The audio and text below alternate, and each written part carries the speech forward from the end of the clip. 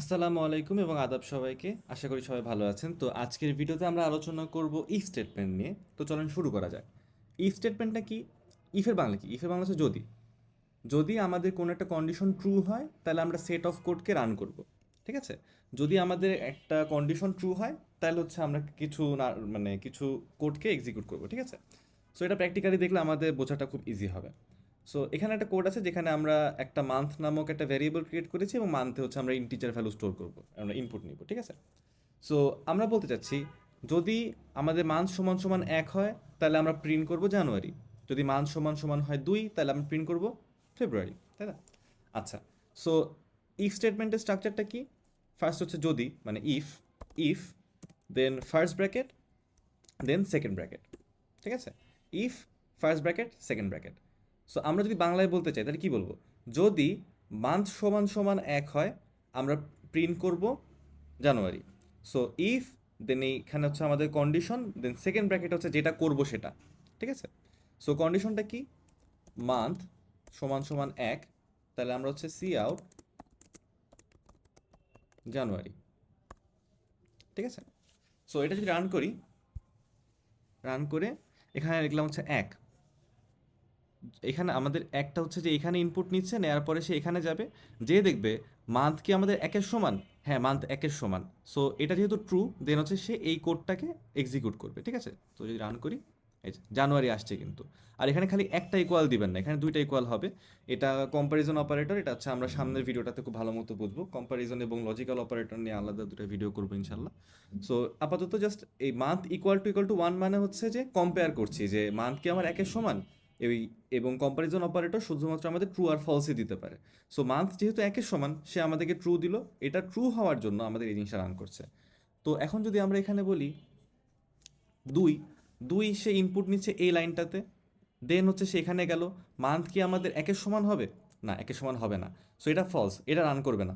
তো এটা রান না করলে পরে আর কোনো কিছু কি আছে? নাই। সো এই কারণে কোনো কিছু প্রিন্টও হবে না। সো তখন ওটার জন্য কি করব? সো এটার জন্য আমাদের ইফ স্টেটমেন্টের তিনটা পার্ট আছে। একটা হচ্ছে ইফ, আরেকটা হচ্ছে এলস ইফ, আর একটা হচ্ছে এলস। ইফে যদি কোনো কিছু ফলস হয় সে এলস ইফে যায়। এলস ইফে কোনো কিছু ফলস হলে সে পরের এলস ইফে যায়। সো এলস ইফ রাখার কোনো লিমিটেশন নাই। বাট দেখা গেল যে সকল এলস ইফের আসছে, কন্ডিশন আসছে ফলস। ঠিক আছে? সবকটা এলস ইফের জন্য ফলস আসছে। দেন সে যাবে এলসে। এলসে কোনো কন্ডিশন নাই, এলসে কোনো ট্রু ফলসেরও বিষয় নাই। যদি সব কিছু ফলস হয় তাহলে সে এলসটাতে যাবে। আমরা ওটা প্র্যাকটিক্যালি দেখলে আরও বেটার বুঝবো। সো আমরা বলতে চাচ্ছি এলস ইফ মান্থ সমান সমান 2, আমরা বলবো সি আউট ফেব্রুয়ারি। ঠিক আছে? সো রান করি, রান করে দেখলাম 2 ফেব্রুয়ারি আসলো। এলস ইফে অলরেডি বলেছি কোনো লিমিটেশন নাই। সো আবার সেমভাবে এলস ইফ, দেন হচ্ছে আমাদের কন্ডিশন মান্থ সমান সমান 3, আমরা প্রিন্ট করব মার্চ। যদি রান করি, এখানে আমরা 3 দেই, আমাদের কিন্তু মার্চ চলে আসছে।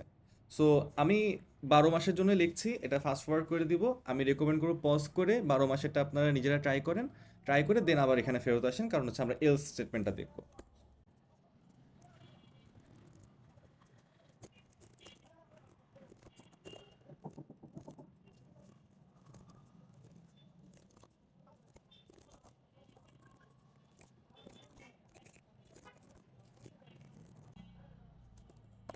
ঠিক আছে? সো এখানে আমরা 12 মাসের জন্য লিখলাম। সো আমরা যদি এখানে একটা জিনিস রান করে দেখি, যে যদি 12 দেই, এটাকে আমরা ট্রেস করি, তাহলে দেখেন যদি 12 দিই, আমাদের 12টা নিচে কোন লাইনে? 12টা নিচে এই সি ইন মান্থে।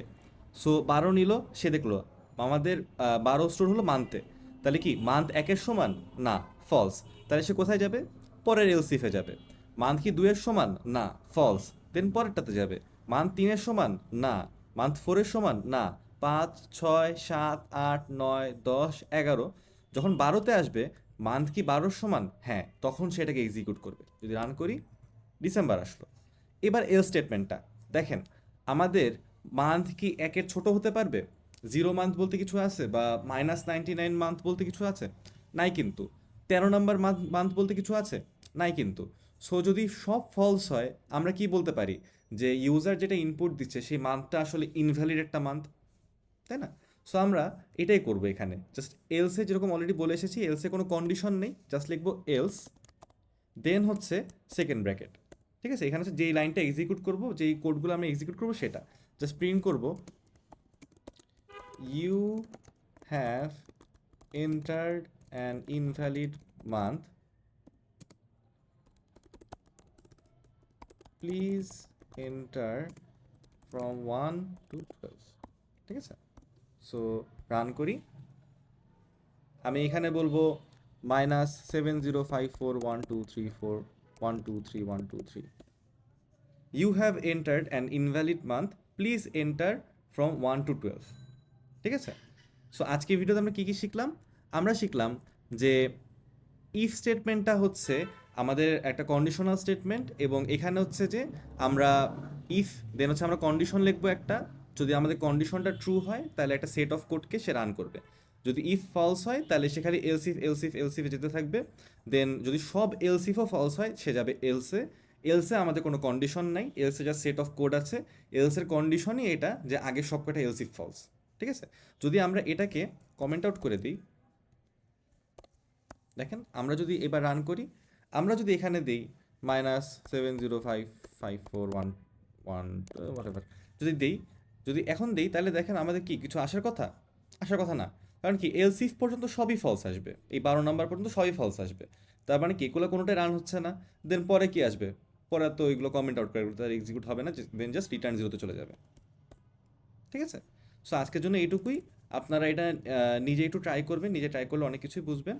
অ্যান্ড এই ই স্টেটমেন্টগুলোকে আরও বেশি কমপ্লিকেটেড করা যায় লজিক্যাল অপারেটর, দেন হচ্ছে কম্প্যারিজন অপারেটর দিয়ে, যেটা হচ্ছে সামনের যে দুটা ভিডিও সেটাতে হবে। সো ওইগুলো দেখবেন, কোনো কোয়েশ্চেন থাকলে অবশ্যই কমেন্ট বক্সে জানাবেন।